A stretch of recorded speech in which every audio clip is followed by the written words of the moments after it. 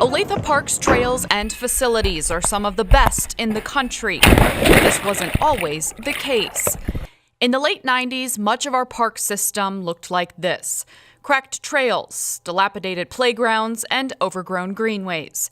Due to a smaller number of park acres and trails, there also weren't many options for residents. Taxpayers knew a change was needed. They worked with the city council to bring a 1/8 cent park sales tax to voters. In 1999, the first sales tax was voted upon and approved overwhelmingly by the citizens. Improvements began, but by 2004, the tax was already set to expire. So taxpayers went back to the polls, voting to renew the tax for another 10 years, affording the city the opportunity to greatly enhance and expand OlathesParks, trails, and pools into the great park system residents know today. Some of the things that we were able to do over the last 15 years is a complete renovation of our neighborhood parks, a redesign and renovation of Black Bob Bay. We built new and expanded greenways and trails. We opened up 2 new parks, beautiful Stagecoach Park, Lone Elm Park. We made enhancements to many of the existing neighborhood parks. The city wants to maintain those parks to the standards citizens have come to expect. But the financial funding to help do that is ending.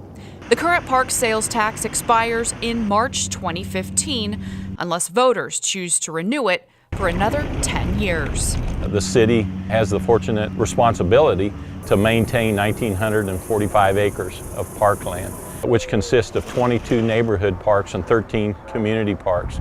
Within those parks, we have 28 miles of pedestrian and biking trails. We have 64 athletic sports fields. We have an additional 36 sports courts. We maintain 5 historic sites, a new community center, 4 community and neighborhood pools.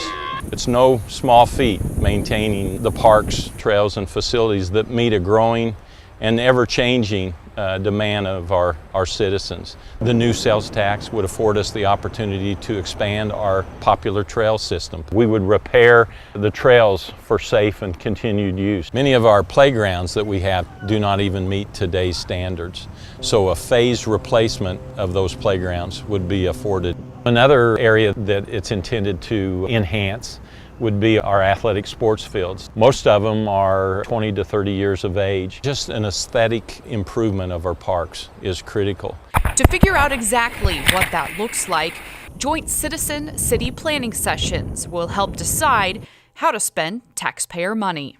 It allows neighbors of existing parks or proposed parks to participate in the planning of those parks. It gives them a voice. It gives them some ownership of what their parks are going to look like.